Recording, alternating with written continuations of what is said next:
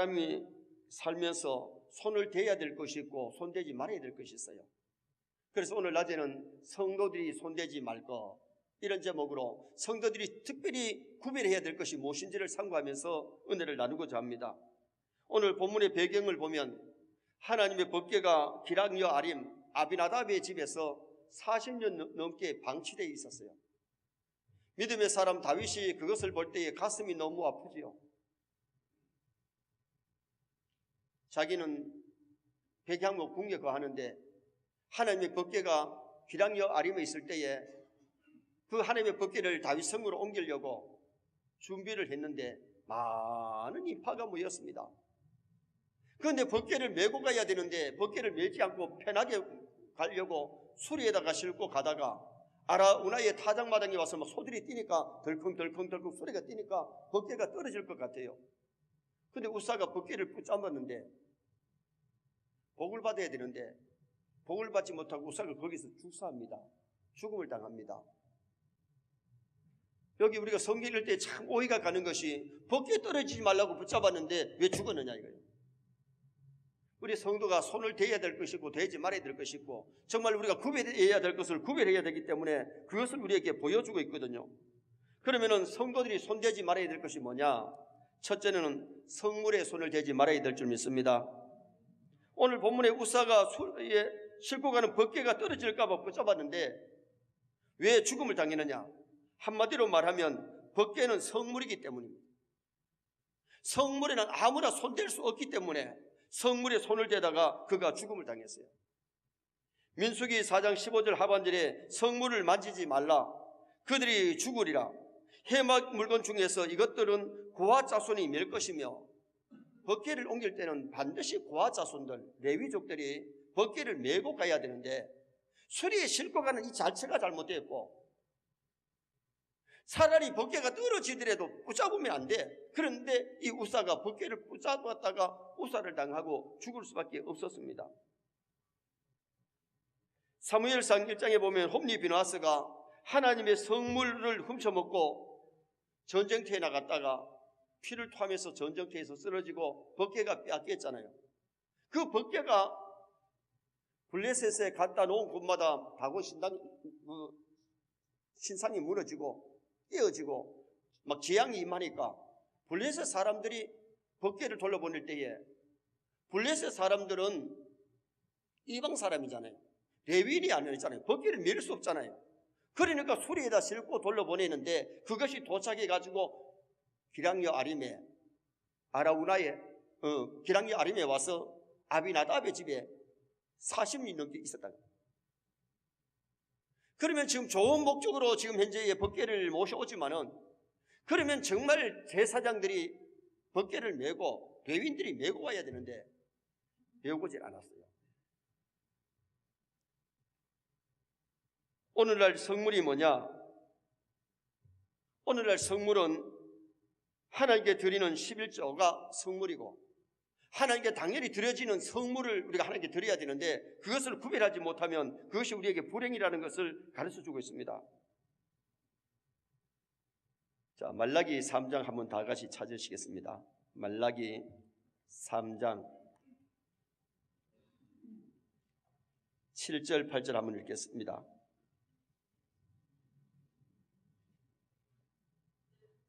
말라기 3장 7절부터 한번 같이 읽으시겠습니다. 만군의 여호와가 이르노라 너희 조상들의 날로부터 너희가 나의 규례를 떠나 지키지 아니하였도다. 그런즉 내게로 돌아오라. 그리하면 나도 너희에게로 돌아가리라 하였더니 너희가 이르기를 우리가 어떻게 하여야 돌아가리까 하는도다. 사람이 어찌 하나님의 것을 도둑질하겠느냐? 그러나 너희는 나의 것을 도둑질하고도 말하기를 우리가 어떻게 주의 것을 도둑질하였나이까 하는도다. 이는 곧 11조와 봉헌물이라. 너희 곧 온 나라가 나의 것을 도적질하였으므로 너희가 뭐를 받았느니라? 저주를 받았느니라.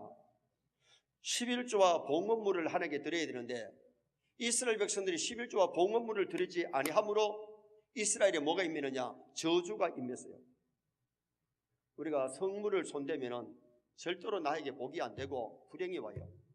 성물을 구별하면 반드시 하나님이 복 주실 줄 믿습니다. 11조는 하나님의 것이고 헌물은 하나님께 드려지는 것이에요. 창세기 14장에 보면 아브라함이 11조를 하나님 앞에 드리는데 하나님께서 11조 드리라 해서 드린 것보다가 너무 하나님의 은혜가 감사하니까 자원해서 하나님 앞에 11조를 아브라함이 드리잖아요. 11조를 영원한 대제사장 멜기세덱에게 11조를 드렸는데 그리고 나서 아브라함이 거부가 되고 믿음의 부자가 되고 물질의 부자가 되고 세상 떠날 때까지 건강하게 하나님 주신 복을 누리면서 살다가 천당 갔던 그 아브라함을 우리가 성경에서 보잖아요. 여호수아 7장에 보면 아간이 여리고 성은 가나안의 첫 성입니다. 첫 것이기 때문에 하나님께서 여리고 성의 물건은 손대지 말아요. 그 다음에는 가나안에 가서 정복했을 때에는 이스라엘 백성들을 나누고 가졌어요.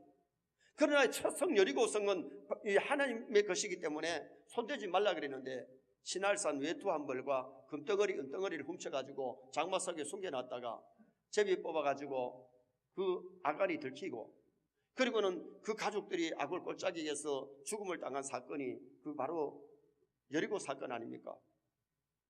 오늘 우리 성도들이 아무리 급해도 하나님의 것 자꾸 손대면 하나님이 기뻐하지를 않는다는 겁니다.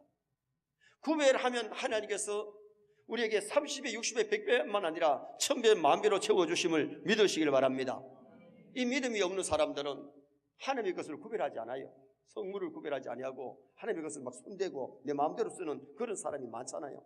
두 번째로 우리가 성도들이 손대지 말아야 될 것이 뭐냐? 하나님의 성전에 손을 대면 안 돼요. 디모데전서 3장 15절 하반절에 이 집은 살아계신 하나님의 교회요 진리의 기둥과 터이니라. 세상에 많은 집이 있지만은 교회는 거룩한 하나님의 전인 줄 믿습니다.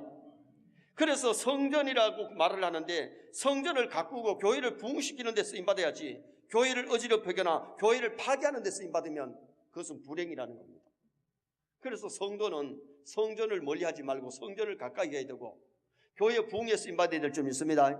절대로 교회를 파괴시키는 그런 일을 하면 그 사람이 불행해진다는 것을 보여줘요. 이것을 아는 다윗은 하나님의 법궤가 방치되어 있을 때에 다윗 성으로 법궤를 옮기려고 했고 역대상 15장에 보면 너무 기뻐서 춤을 추면서 막 좋아가지고 하는데 미갈이 다윗을 시시하게 멸시하다가 그는 불행해지고 다윗은 복을 받는 모습이 나타나잖아요. 역대상 17장에 보면 성전을 건축하려고 준비를 다 해놨는데 전쟁에서 피를 많이 흘린 군인이기 때문에 하나님이 다윗에게 허락하지 아니하니까 아들 솔로몬 불러놓고 솔로몬아 네가 성전 건축하고 복받으라. 그래서 솔로몬이 성전을 건축했는데 역사의 가장 아름다운 왕이 다윗과 솔로몬이고 역사의 가장 부귀영화를 많이 누린 사람이 다윗과 솔로몬이에요. 왜 하나님께서 다윗과 솔로몬에게 복을 주시느냐? 다윗은 성전을 건축할 준비를 했고 솔로몬은 하나님의 성전을 건축하고 그들이 복을 받은 모습을 성경에서 보게 되죠. 솔로몬이 성전을 건축할 때에 돌을 갖다가 성전 마당에서 따듬은 것이 아니고 현장에서 다 따듬어 가지고 그리고는 옮겨 가지고 성전을 건축하는 이유가 뭐였느냐? 하나님의 성전을 건축하는 그 성전 마당에서라도 너무 시끄러운 소리가 나지 않도록 돌들을 다 따듬어 가지고 와서 성전을 건축하는 모습이 성경에 나타나지요. 성전을 구별하는 사람은 교회에서 큰 소리 치고 시끄럽게 하지 않습니다. 술 마시고 교회에 들어올 수가 없습니다. 들어오면 안 되지요. 교회에 올 때는 발도 조심하라 그랬거든요. 전도서 5장 2절에 보면 너는 하나님의 전에 들어갈 때에 내 발을 상할지어다. 함부로 막 뛰어다니고 함부로 막 소리를 시끄럽게 하고 그렇게 하는 것이 아니라 성전에 들어올 때는 마음의 자세, 몸의 자세가 달라야 된다.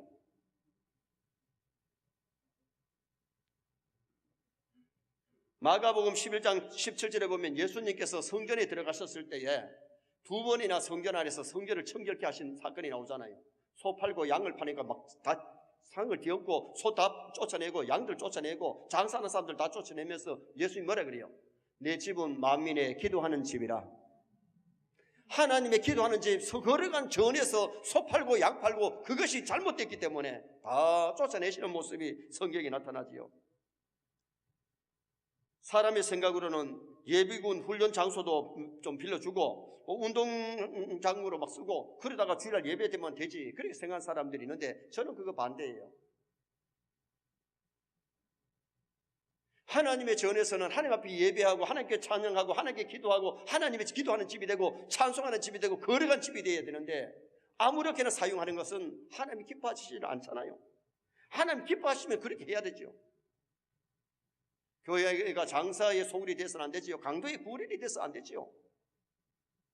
성전을 성전되게 해서 정말 우리가 교회 올 때마다 성전도 좀 청소해서 깨끗하게 하고 아름답게 구별된 하나님의 집으로 온전히 드리고 하나님께 예배하고 하나님 임재하는 그런 곳이 되어야 되잖아요. 그래서 우리는 말 한마디도 교회 부흥을 위해서 써야 될 줄 믿습니다.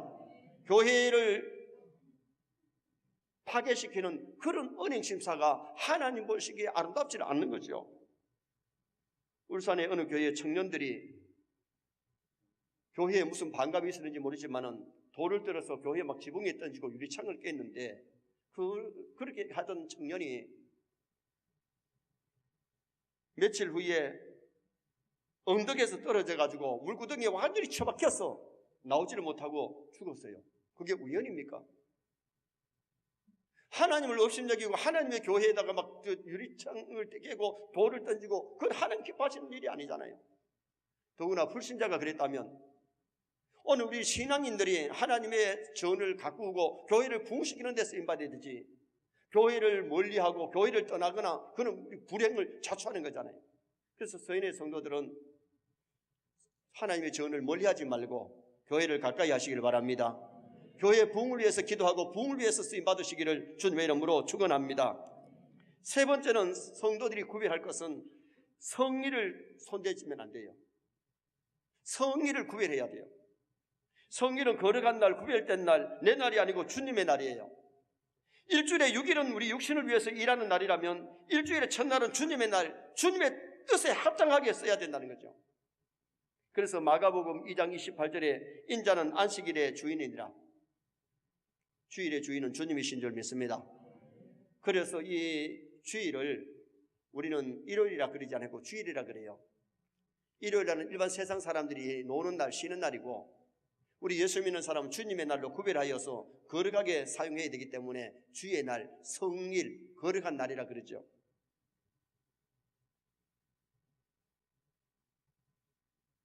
출애굽기 20장 8절에 보면 안식일을 기억하여 거룩히 지키라. 신약의 주일은 주님의 이미 부활하신 날, 성령님이 강림하신 날 우리가 지금 현재 지키고 있는데, 사람의 생각은 일주일 다 이래도 바쁜데 주일을 왜 쉬라 하느냐. 인간을 만드신 하나님이 이날에 복 주신 날이에요. 천지를 창조하시고 구약의 안식일에 이날에 복 주사 그랬는데 정말 주일을 거룩하게 지킬 때 하나님 이날에 복 주시는 줄 믿습니다. 영혼을 건강하게 하시고 육체를 건강하게 하시고 우리에게 복 주시는 날, 이 날을 더럽히고 이 날을 마음대로 쓰면, 이 날을 손대면 그건 불행이라는 거죠. 주일을 거룩하게 지키는 것이 우리에게 큰 은혜요 복이기 때문에 주일을 거룩하게 지키도록 노력해야 되죠. 이사야 58장 13절에 내 성일에 오락을 행치 아니하고 안식일을 일컬어 즐거운 날이라 여호와의 성일을 존귀한 날이라 하여 이를 존귀 여기고 내 길로 행하지 아니하며 내 오락을 구하지 아니하며 사사로운 말을 하지 아니하며. 주일날은 성일은 내 길로 내 가고 싶은 대로 가면 안 되고 오락을 구하지 아니하고 사사로운 말을 하지 아니하고 이 날을 존귀한 날이라 하여 존귀 여기는 그 사람에게 하나님이 복 주실 것을 약속했어요. 그래서 이사야 58장 14절에 내가 여호와 안에서 즐거움을 얻을 것이라. 성일을 구별하여 지킬 때에 즐거움을 얻게 되고 너를 땅의 높은 곳에 올리고, 높은 곳에 올린다는 말은 승진도 되게 하고 많은 사람이 존경하는 그런 인물로 만들어 주시겠다는 거예요. 내 조상 야곱의 업으로 기르리라. 주일을 거룩하게 지킬 때 하나님의 목자가 되셔서, 야곱의 업이 뭐냐? 목축업이에요. 양을 돌보 먹이는 목자. 하나님이 우리를 푸른 초장으로 인도하고 우리를 보호해 주시는 그런 하나님이 되실 것을 약속하셨어요. 느헤미야 10장에 보면 이스라엘이 바벨론 포로에서 돌아와서 성을 쌓고 나서 종교개혁을 할 때에 5가지 종교개혁이 일어났는데, 첫째가 뭐냐? 이방인과 결혼하지 않으리라. 이방인과 결혼하지 않을 것을 하나님께 서약했고, 두 번째는 성의를 거룩하게 지킬 것을 약속했고, 세 번째는 성물 첫 열매를 반드시 하나님께 드리겠다고 약속했고, 성전을 버리지 않을 것, 성전을 멀리하지 않고 성전을 버리지 않을 것을 약속했고, 다섯 번째 제사장과 레위인을 구별할 것을 약속했어요. 그들이 그 다섯 가지를 업신여기다가 잘된 일이 하나도 없고 남의 나라에 포로돼 가고 나라 잃은 백성이 되고 나라가 어려움을 당하는 그런 것을 초래했기 때문에, 이스라엘이 왜 지금 현재 환난을 당하고 남의 나라에 고생을 하고 어려움을 당하는가 조사해 보니까 그 다섯 가지 원인이기 때문에 그 다섯 가지를 회복하는 모습이 바빌론 포로에서 돌아와서 이스라엘 백성들이 가졌던 종교개혁이에요. 그래서 우리 세계 모든 성도도 성의를 내 마음대로 쓰지 말고 성의를 거룩하게 성수하시기 바랍니다. 주의를 성수함이 우리에게 큰 복이에요. 여러분, 이때까지 주의를 더럽힌 것이 있으면 주의를 내 마음대로 썼으면 하나님 회개해야 돼요. 주일날 교회 와서 예배 안 드리고 다른 곳으로 새고 다른 곳으로 간 것, 주일날 예배 안 드린 것도 잘못이고 주일날을 내 마음대로 내 볼일을 보러 돌아다니는 것이, 그것이 하나님 앞에는 잘못됐다면 성도는 그렇게 하면 안 돼요.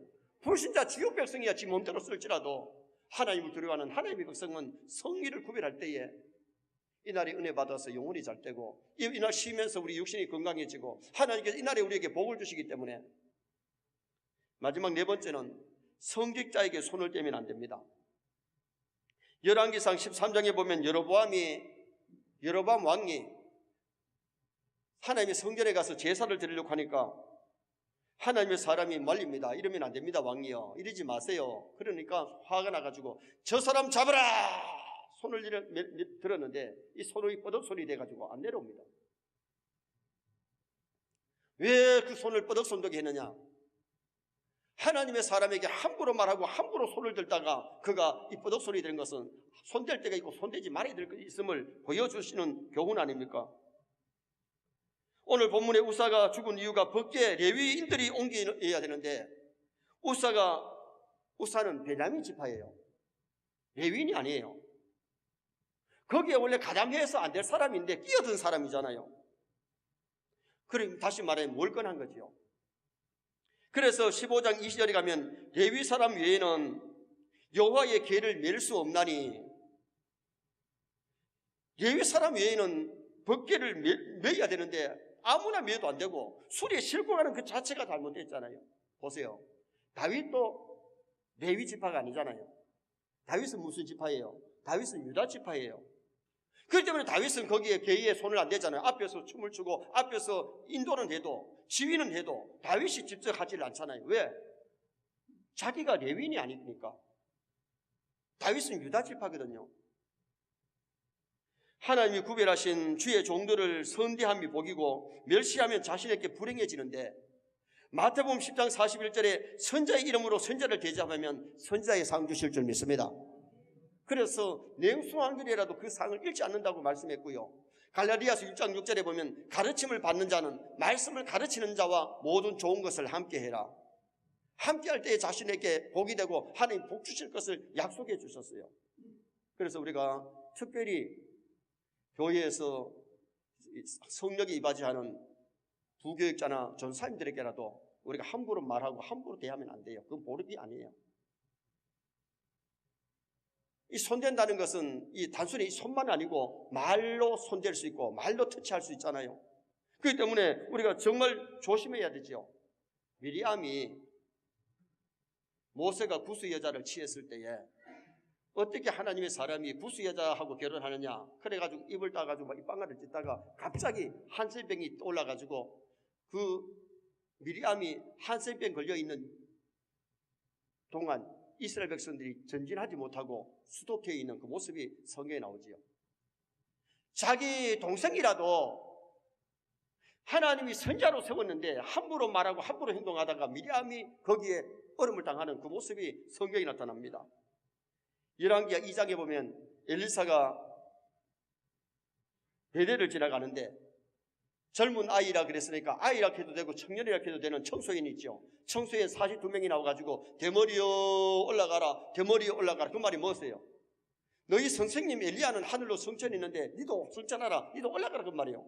그러면서 자꾸 막 놀리니까 야들아 그러지 마라 그러면 그러지 말아야 되는데 계속 따라오면서 놀리니까 한마디 해버리죠. 그랬더니 암곰 2마리가 나와가지고 앞에 물고 뒤에 물고 막 물고 던지는데 42명이 다 죽음을 당하는 그 모습이 성경에 나타나잖아요. 왜 하나님께서 암곰 2마리를 보내가지고 42명의 청소년들을 다 없애버리느냐? 하나님의 세우신 하나님의 사람 엘리사에게 함부로 하다가 그 모습이 거기에 나타나는 모습을 우리가 보게 되잖아요.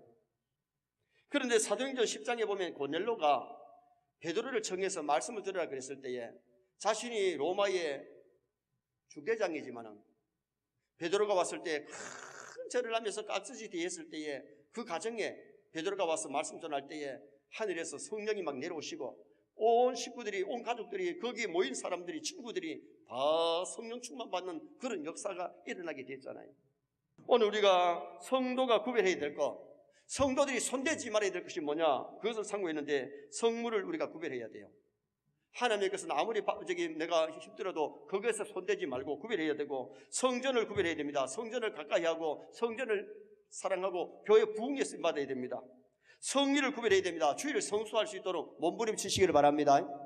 주일을 성수하면 우리에게 말할 수 없는 은혜와 복을 누립니다. 그리고는 성직자를 구별해서 주의 종들의 신앙의 가르침을 잘 받음으로 하나님의 영광을 돌리시기를 주님의 이름으로 축원합니다.